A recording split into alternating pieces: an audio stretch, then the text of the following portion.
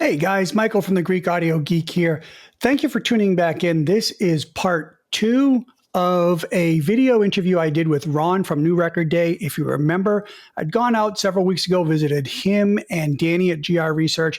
We had so much fun talking about hi-fi, listening to their speakers, eating Texas barbecue.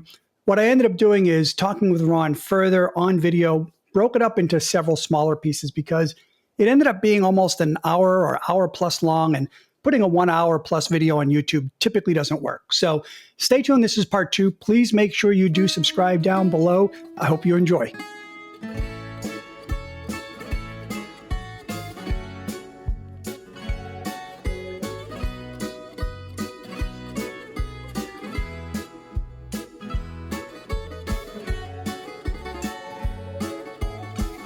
So anything new and exciting that gear wise or things you're discovering or anything like that?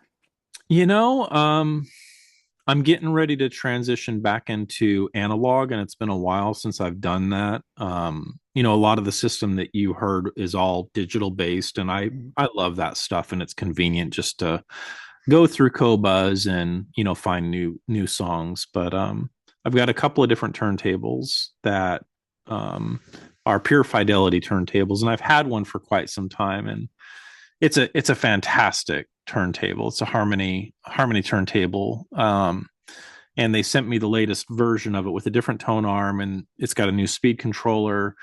And I'm getting ready to transition to move more into records, and I kind of hung up that hat a while back. You would think for like a channel New Record Day, you'd be talking more about records, but once we had the kids, that was like a big shift and a change. And keep in mind that at that time, I didn't have a studio. I didn't have, this privilege of walking into a room where I can close the door and be alone. It's like, Yeah, let me guys, check out, if I know everybody here knows your channel, but check out, he did some great videos on building the studio that if you haven't seen, you definitely want to watch. Sorry, I didn't mean to cut you off. it's okay. Thank you. Yeah. So when we had the kids, it's like playing records, it is, all the jokes that you hear about, I really want something that's super inconvenient and a total pain in the butt. I'm going to play a record. It's like, well, that is true. There's a responsibility that comes into before you even play the record. Is your turntable set up correctly? And that can take time, real time. And then it's like, oh, you still don't get to play the record because now you get to figure out how to clean the records, and it's like that takes time, and there's Sure you hold it the right way. it's yeah, exactly. Hold it. Yeah, it's like a ritual before you can finally like drop the needle. But I'm looking forward to that. It'll be cool to kind of jump back into the wagon and try some analog stuff. And I've got a bunch of original pressings on a lot of records that are incredible. It's like I was thinking you were talking about like Aretha Franklin and Etta James, and it's like I've got some of those records. Yeah. Collector stuff that's barely Etta been is amazing. pristine, and I can't wait to hear that kind of stuff and mess around with that again. And I got this, there's a guy out in Austin, and I forget the name of his company. It escapes me. It doesn't matter. He's a guy that reached out to me.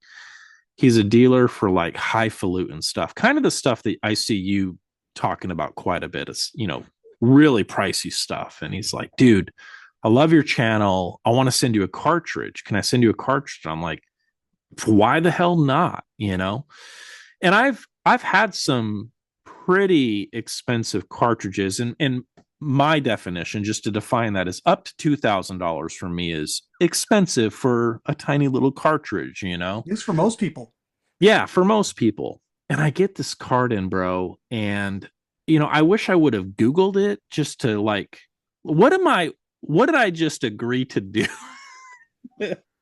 And it's the most outrageous piece that I've ever gotten in a decade of doing this. This cartridge, I'm not kidding you, is $15,000 for the cartridge. $15,000. I would have been afraid to accept that. Me too. I'm like, man, I so do you like it? I haven't got it on the deck yet. So this is all stuff that's right around the corner that I'm getting ready to dive into, and I'm excited. I can't wait. It's like I told him, I was like, you got to know something about me. It's crazy that this is $15,000, but for me, I don't care. I'm just going to tell you what I think. And 100%. it's like that, the value of it, it's like that, it's irrelevant. It's like, what does this thing do? How does it sound? And you and I had that conversation actually over Texas barbecue, in that I think that, again, I firmly believe that more expensive isn't guaranteed better. Yeah, Having said that, generally speaking, as you can get into more money, generally speaking, it opens up to better quality parts and things like sure, that. sure. And I've had, so for me, my channel is focused into three areas: tubes, horns, and tweaks. Hmm. Okay. And I've just gone all in on tubes now. And I am loving, I've got a Bernoco amp here that's about 5 grand. I've got 3 or 4 other tube amps that I've received in the last 2 weeks that are under that 5 grand. Yes, I've got the Airy Surratt, which is a $30,000 integrated. And I'll just tell you right now, it's the most amazing thing I've ever heard in my life. But Yeah. it's amazing because I want to share, and this is what we were talking about, is sharing that more realistic price point Oh, for yeah. people so that they can either get into the hobby, or a lot of them. And there are some amazing $5,000 tube amps that I could be happy with forever. Oh, yeah. Yeah. Absolutely. Yeah. I completely agree, man. Yes, I think that's really interesting. It when I receive, I typically will, before I say no to a lot of stuff, because A, I don't do this full time like you do, so it's a matter of bandwidth. I still have to Yeah. work and I still have to, and B, for me, it's, if I'm not really excited, like I know you're excited about that new cartridge, if I'm not, it would be really boring for me to get in a solid state integrated. I mean, I'd still do it, and I'd still, but give me a tube amp. And I think that when I look at my tubes, the way you discussed records, I think Yeah. it's similar. I don't do records because with my ADHD, I'd be getting up every 2 seconds to change the song or change the record, or my wife would divorce me. Yeah. Yeah. So that's part of the tweak side of things. How do I get the best sound out of digital? But I think about my emotional connection with tubes, and I think this is the best way I can describe it. And I've actually been thinking about how I can share this, and I'm going to share it with you first. That I still have really nice, when I say really nice, I spent $25 on mechanical pencils. There are times I still like writing out on paper. There are times I want to touch a book, and this may be just because I'm Yeah. so old. And I want that physical, emotional, organic connection. And I find that I get that with the tubes when you Yeah. turn them on and it starts to power up, like in the Ghostbusters when they turn on their packs and you'd hear everything and it would start to light up. And I wonder if that is similar to what you and others feel with their physical connection with records. For sure. It's yeah, absolutely. That's exactly it. I mean, a lot of the guys and gals out there that are into records, it's like there's something intentional. It almost breaks you out of the pattern of what you just described with that ADHD. It's like, no, we're not going to do that today. We're going to put on the record, we're going to spin that record, and we're going to kick back and we're going to listen to an album, a complete album, you know. And I think that that's a big draw. And I think that, with as crazy and insane as this world is right now, I think that people are craving that, a way to just kind of unplug from the noise and the insanity out there and just have some peace, and there's nothing, it's like one of my good buddies who said, playing a record is as peaceful as starting a campfire. And I was like, that's exactly right. There's something about that needle dropping. You hear that slight little, and the music starts. And then you have, the album art that you can look at and look at the lyrics and read the lyrics. It's just like, it's playful. It's kind of like what you're saying is you're actually involved in the experience. There's something that you're intentionally doing and playing a role as the music is playing. And there's something really powerful about that. And I completely agree with you as well, is that, you know, I really do think that you could hand me a solid state amplifier that on paper, whatever, a test bed from, some measurement guru that says it measures identical to that amplifier. It's no different. And you will not be able to tell a difference. And I would put it in and I'd probably listen to it for a couple of minutes and I'd take it back out and then I'd put my tube amp back in and be like, you can have this back. Oh, in Because fact, we did that. We were yeah. comparing amps, and although there were times when the solid state was certainly more powerful and technically better sounding, Oh, sure. we all agreed that what makes me want to sit back, and that's like my ADHD test. I have two ways of listen. First, yes, I'm going to listen for this, and I'm going to listen more Yeah. analytically. But at the end of the day, to your point, if I put on a song, if I put on a Frank Sinatra or any of those old songs, and I just sit there and listen to the entire song, and I have no desire to hit that fast forward to the next button, it's doing something right. It's doing something right. Yeah.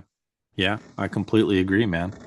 It's funny. There was a guy in the comments section. We've been talking a lot about this speaker, and he asked me a question that was definitely a curveball. He was essentially posing a question: how does it do with really complex progressive style rock? And not necessarily something that I would, listen to. I'm certainly not opposed to it, but I decided to investigate, and I was like, well, like, give me some tracks, like, or some albums. Like, I'll go in there right now. I'll fire it up and I'll listen. I'll tell you what I think. And he's like mentioning Tool, and he's mentioning Porcupine Tree and a couple of others. And I did it, and Tool I was familiar with, and so I put on their album Lateralus, and I listened to the entire thing, like all of it, and I explored volume. I wanted to see, like, can Aria dance like that, and she can for sure. There's no doubt about it.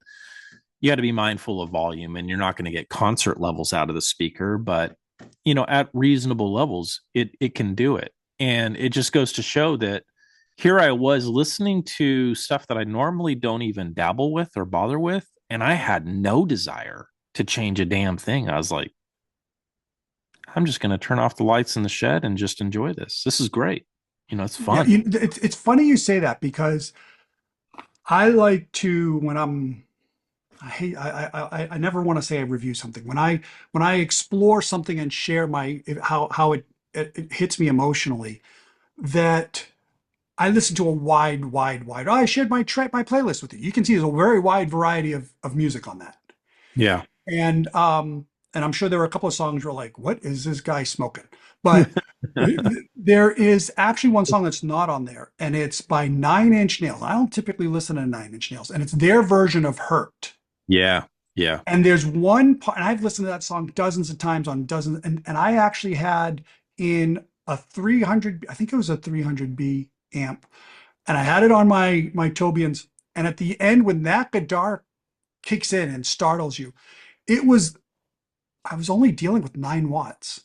But Jar. holy crap, if it didn't scare the crap out of me, and Yeah. it was, I literally, I was like, and I ended up listening to that entire song like 5 times in a row. It's beautiful. It's a beautiful song.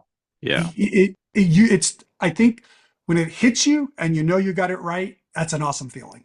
It is. Yeah. Yeah. So I want to ask you, I've been thinking about this. I think that you mentioned this when you came out, and you've mentioned it again a couple of times. So why are you allergic to the idea of being a reviewer? Like, why do you not consider yourself a reviewer? Because in my mind, and I'm not saying this is right, in my mind, if I'm a reviewer, that has got a whole set of a different way I need to look at this, and I need to look at this as a more um, business type Mm, view mm, versus just some guy sharing his emotional musical journey with you. And I'll give you, and you and I had actually talked about this amp. There was one amp that I received that it was a tube amp that it was beyond I didn't like it. It was just but I still, when I talk about it, I talk about the quality build. I talk about the in-home trial, the lifetime warranty, that I'm not here to assume that my hearing is better or to tell you what to hear. It didn't connect with me emotionally, but I still wanted to be really careful because I'm not here chasing cheap clicks to try and trash a brand. I know Yeah. other people will like it, but for me, there has been other stuff where I've received that I did not like it all. And I just said, I don't want to do it because if I have to make a video for something that I'm not passionate about, and I did on this one and I broke my rule and I did it, but if I have to make a video on something I'm not passionate about, I find that it actually blocks me from having any creativity on photos, on the Mm, video, and it's very clear and transparent that it's not something I'm enjoying. yeah, Did that make sense? it does. Yeah, it totally makes sense. I totally get what you're saying. It's like as soon as you have that label attached to you, you're now kind of riding this line of navigating that. So with that amp, did you report back to the manufacturer like, here's what I thought, and I, here's yeah, and I said to him, I said, look, I know other people love your amps, so it's either a system synergy thing yeah, or it's just something that didn't work with me in this room. yeah, In my opinion, so long as something doesn't, I think I even literally said this to you, so long as it doesn't blow up, I don't yeah, think something is necessarily bad if it operates the way it's supposed to operate. sure, It just may not be my flavor. sure, sure, yeah, But I yeah, don't want this to become this is fun for me. And I was telling you, even trying to teaching myself cinematography and lighting and this and that. And the lighting has taken me a year to figure out. And yeah, I told you, it's only I think it's in the last 2 months that I finally almost got there. But that's the fun part. As soon as this becomes a job for me, I don't want it. yeah, yeah. And I think that's to me respecting people more who do this full time because it's really tough to do it and stay passionate and put your heart into it every single day.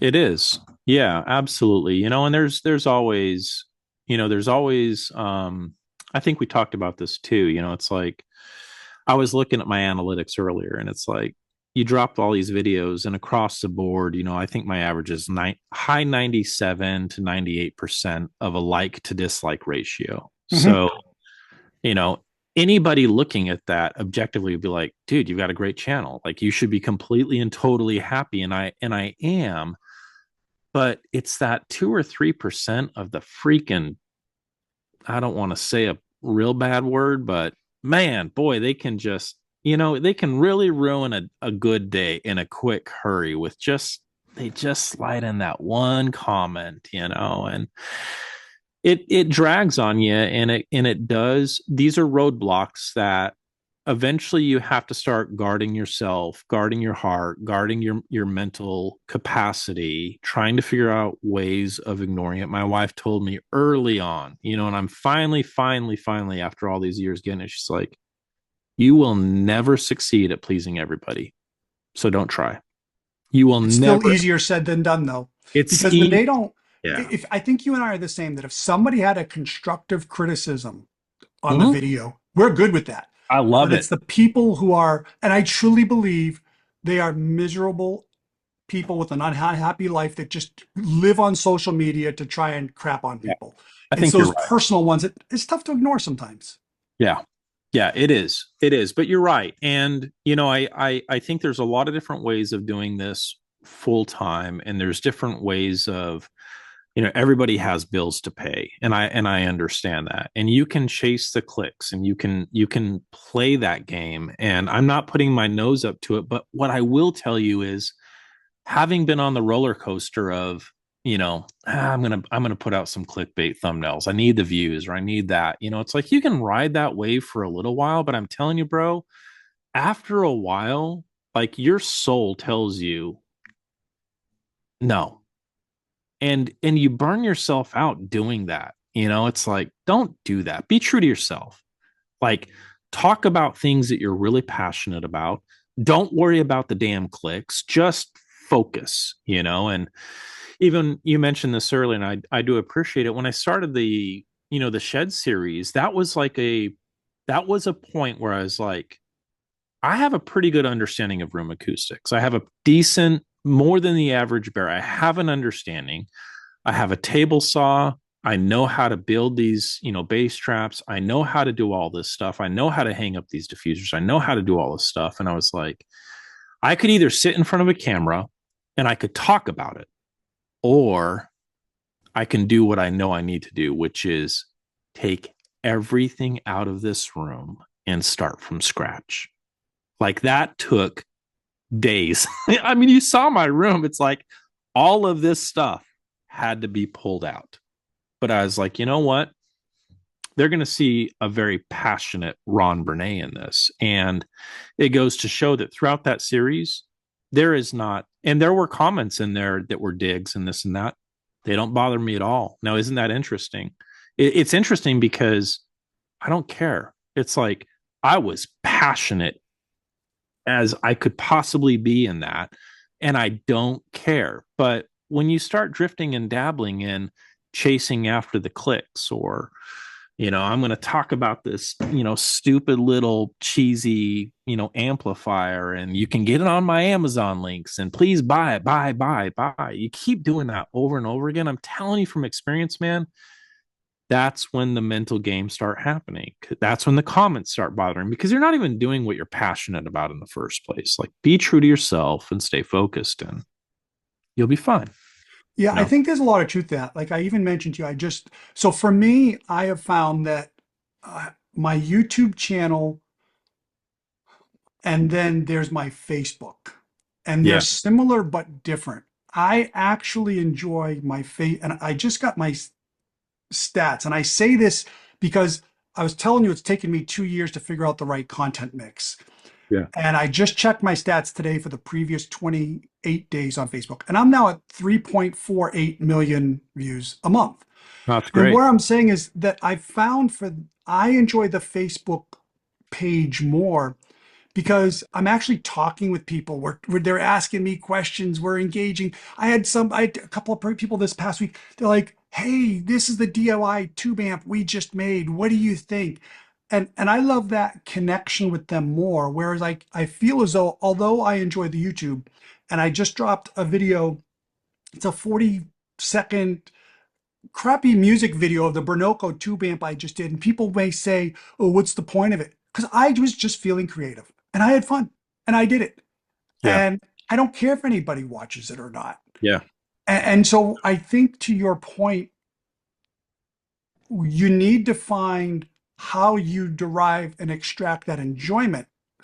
sincere enjoyment. Yeah. Otherwise, definitely, here's the one thing that I never want to do. I've got no problem reviewing three, four, $5,000 amps or more expensive tube amps or this or that.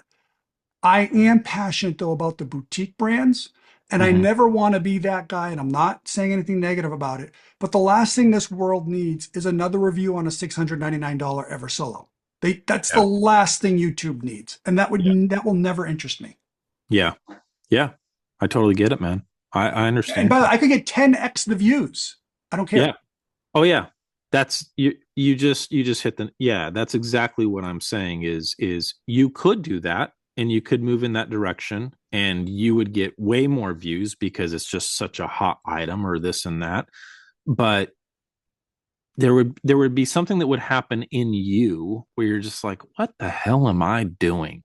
And comments will bother you. And this, because you're not being true to yourself, and that's one of the things that I noticed about you and Danny. Danny's the one that turned me on to your channel. I hadn't even heard of you. And he's like, dude, check this guy out. And I could tell, I got an immediate sense of how passionate you were about what it was that you were talking about. And there's nothing more contagious than having that high level of passion. Like, I love tubes or I love horns. And I'm sitting there like, this guy's an idiot. I don't like horns. But I appreciated your passion. There's something about that I'm like, I can really get behind that. And when we met and we were listening, I was like, he's picking apart stuff. He's listening. This isn't some guy that's just like here to sell us anything. He's not here to, piggyback on more views, or can I be a part of your channel, or will you mention me? I can't tell you how many guys that I've met where it's like, hey, will you just mention me on your channel or this and that? I'm like, stop that. Stop it. Like, I will if I want to, but don't do that. Like, let's just talk. And I got a sense with you. I was like, this guy is very passionate about what he's doing. And I respect that. It's like, yeah, you've got my full support. And as you listen to Danny's and we were having conversations, I was like, he's hearing everything that I'm hearing. We're speaking the same language. Like, he's picking apart the exact things that I'm hearing. And I could tell that you were paying attention, and I was like, yeah, this is a cool cat, definitely. So Now, if I can only get my wife to think that. yeah, good luck. Good luck. I will say one thing. This is going to sound, but it was funny because I still can't believe anybody wants to watch my videos because and there are some people who give me a hard time. They're like, I don't believe you that you're just doing this for fun. Nobody does anything for just for fun. Okay, sure, Yeah. whatever. Yeah. But she actually came to the Dallas show with me last year. Yeah. And she was so nice. That was the last thing in the world she wanted to do, but she went with me anyway. And somebody had come up to me and said, you're Michael the Greek. And I was like, It's a cool feeling, isn't I it? look at her and she gives me the biggest eye roll. She's like, oh, that's just that. And I was like, it was This guy needs. hilarious. It was so it's like you got people who go to the shows and they get the shirts of who they are and this and they get people who go in and you asked about how I do the shows. I'm the guy who goes in quietly, sits in the back row, just takes it in. I'll come in, I'll go in and out. I'm not there to make a grand entrance. For me, it is about the music. And I think people lose, whether it be a content creator or whether it be the people on the forums, I think people lose touch with that. And then what's the point of going through all this? Yeah, sure. Sure. Yeah, I see what you're saying. Yeah, absolutely. And I would even say a lot of people might give you pushback, and there's a lot of audiophiles out there that have like 5 songs that they listen to over and over and over again, and they might not even actually like those songs, but I would make the argument it still is about the music. It's you're playing the media. Like, it has to be about that. Like, that Yeah. you're still hitting a target. And I can even appreciate and break bread with those types of audio files. I don't even give a shit. It's Yeah. like, if you're only listening to 5 songs over and over again, if you're listening to, oh, what is it? Keith Don't Go. Oh my gosh, if I hear that song one more time, I'm just gonna Or go crazy. Diana Krall. If I go to another show Oh, with Diana Diana Krall, I'm going to Krall. cry. It makes me crazy. Exactly. Amen. But I I get it and I understand it. And to your point, it's like, well, that's what it's about for you. And that's great. Yep. If that's the thing that you're chasing, if that's your dragon, go for it, man. Hats off to you. Good luck. So yeah, I agree. And I was where I was going. I didn't complete my thought because my ADHD said, "Oh, shiny object over here." Um, th- for me, because I get a lot of questions as to why do you do this, and it's never. And I said this to you at lunch, and I meant this. This isn't about me. This isn't about me being popular or trying to get popular. I'm the type of guy that if you said, Michael, do you want to be rich and famous or do you want to be rich and nobody know you? I want to be the rich and nobody knows me. Yeah. That's who I want to be. But it really is, if I can save people from going into that, and I know I'm going to get a lot of hate mail for this, if I can save people from going down that big black hole of class D and instead embrace tubes, love to, or at least try them. Yeah. I get the people who say, oh, horn speakers suck. And not you, I mean other people. And my response is always, oh, when was the last time you heard a horn speaker? Oh, 30 years ago, I heard a Klipsch. Yeah. It's like, just open your mind and be respectful. And there are things that you like and others like. And I always say this on my Facebook. And it's funny because there's one guy, and I told you about him, that he and I have a little bit different taste.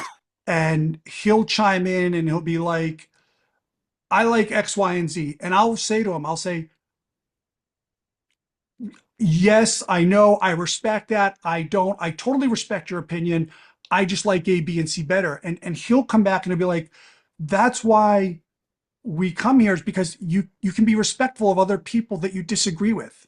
And Hmm. I think that we as a hobby, if we're going to grow this hobby, if we're going to, and I'll give you a perfect example. Somebody gave me a hard time. I reviewed the $4,000 KN integrated that has music streaming. I told you about this. And I had Yeah. some people saying, oh, well, I'm not going to even consider anything with Bluetooth isn't high end. And my response was, if we're getting in a younger generation who can stream from their iPhone to a tube amp, they don't need a DAC, they don't need a streamer, they just need a decent pair of speakers. We need to embrace that and do that if we're going to keep this hobby going. Yeah.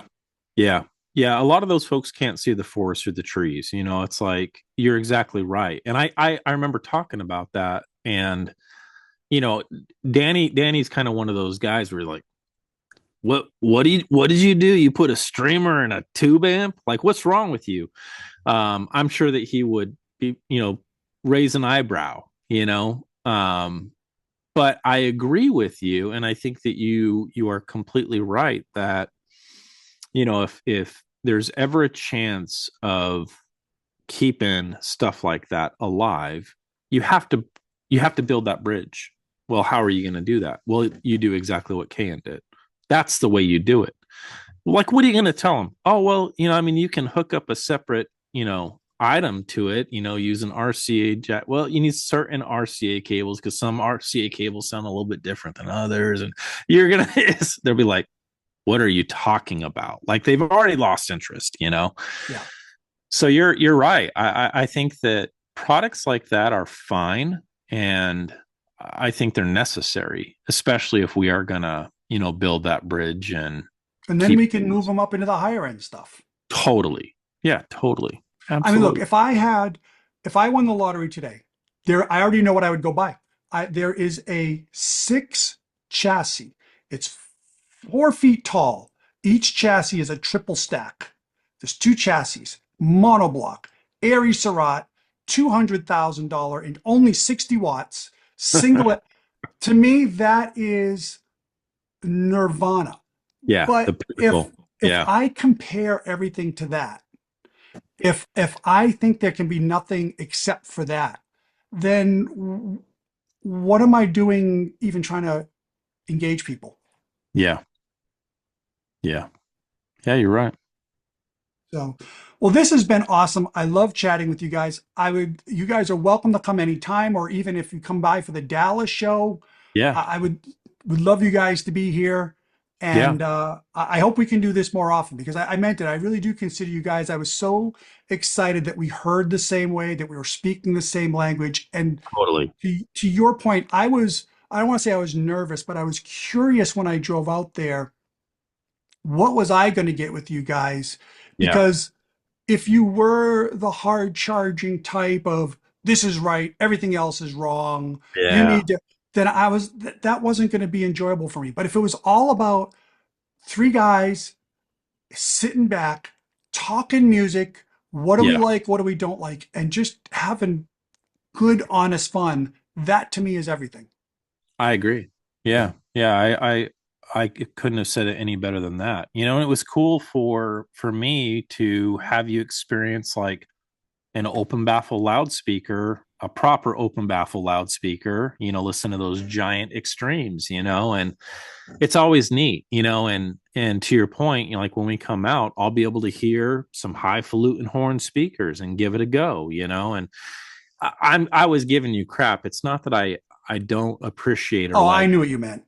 Yeah, Yeah, yeah, it's like you in context, what is lived on my channel is the typical, like the cheaper, clips and stuff like that. And that stuff doesn't get me excited. It's not anything that blew my mind. And I tried to walk the line and be as fair as I could in my assessment about those products, but they just weren't for me.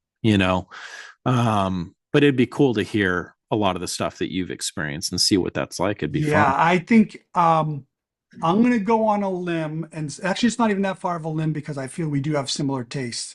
I think you will be amazed at how unhorn like my Yeah. horn speakers sound. Yeah. And look, at the end of the day, they're still horns. But Yeah. for me, the positive outweigh the negatives. And I will say this about Klipsch, as somebody who's owned multiple Klipsch Heritage series and worked my way up to La Scalas and ultimately sold Yeah. them, Yeah. that as your system improves and as I got better at hearing, and you could hear, and there's a point of where I'm going with this, you could hear the extreme shortcomings Hmm. within the Klipsch speakers, cabinet resonance, things like Oh yeah. that. Yeah. Once you hear it, you can't unhear it. And I will plug, Danny did an awesome video on the Fortes where he Yeah. measured all that. That was that I do find, and I'm going to cast a stone here and I'm going to piss people off, but okay, that of all the types of people that I see comments from on my channel, the the company I think that has got a following that is least open-minded are the Klipsch speaker people. I think you could be right. I think you could be right. I'll join you in throwing that stone because I've kind of experienced the same thing. Yeah, I think you could be onto something. You know, they're angry. They're angry. They're mad.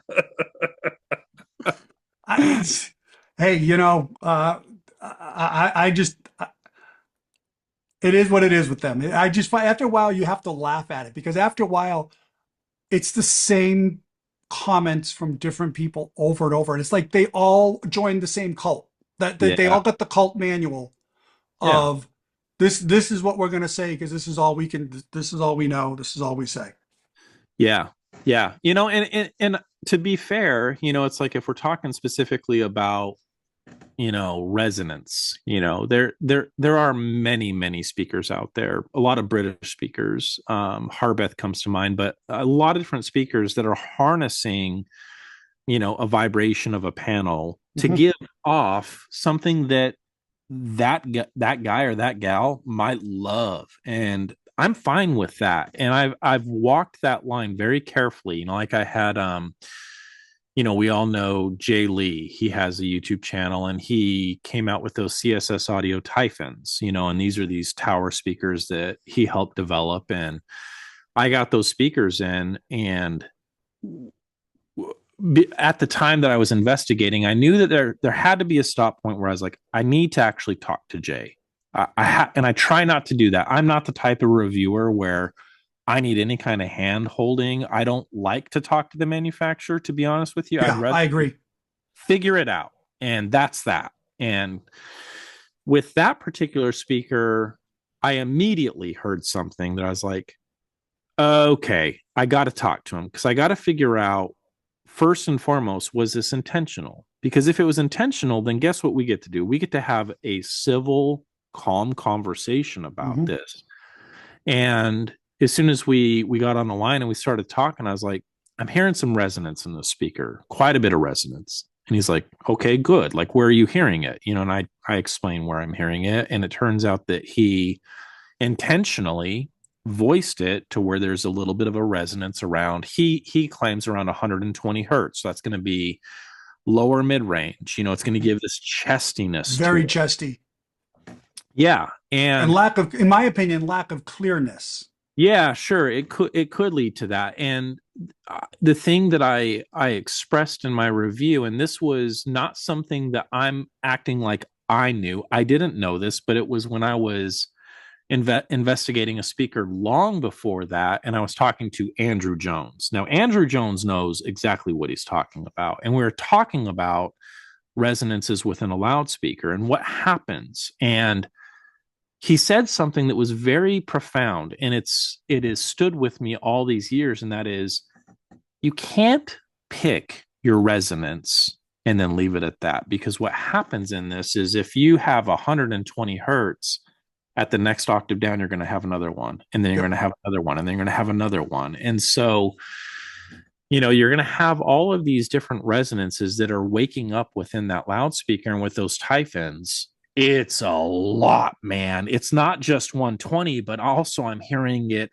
have it's for me, in my opinion, this is going to sound rude, but it's wrecking the performance, because now I'm just hearing a whole lot of resonance, and this chestiness is just way too much. It's like Louis Armstrong's not Barry White. Why does he sound like Barry White? And so um it goes to show that, similar to like a lot of the type things, is if you and I were to come out and say, this sounds off because of this, they might throw a tantrum and they might get upset. And I've dealt with that long enough to where I've kind of given up on, trying to even have those conversations. But where you draw this line is like, what I'm saying is the truth.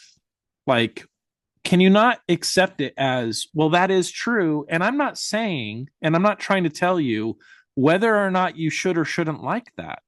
If you dig that, guess what? We can go get barbecue and we can eat and we can have fun. It's like when I asked you, like, what are you listening for and what do you like? And, I discovered that you want this presence and this snap and horns and things to like come to life. And I was like, I know exactly what he's hearing. I know exactly what he's after. I know exactly what he's going for with like tubes and horns.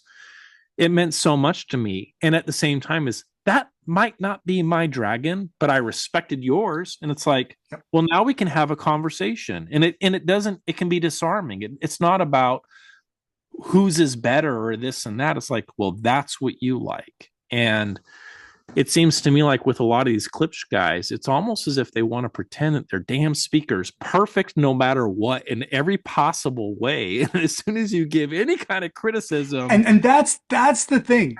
To your point, you can love Klipsch. And by the way, the Klipsch do a lot of things right. I mean, they certainly do. yeah, But for when anybody claims that whatever they like is the best and there's nothing wrong with it, there's nothing wrong with it. yeah, that's when and that's the position they take. Yeah.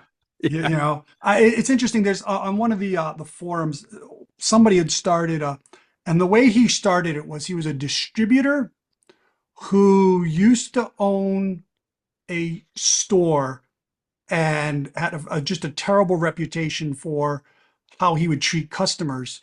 It was literally when you would come in the store, it was how much are you making? Because I need to know what you can afford. Literally that question. Yeah. So now he's a distributor and he was upset because, and I'm trying to remember what he posted, because he had asked an old guard magazine type to review one of the speakers he was importing. They had no interest in doing it.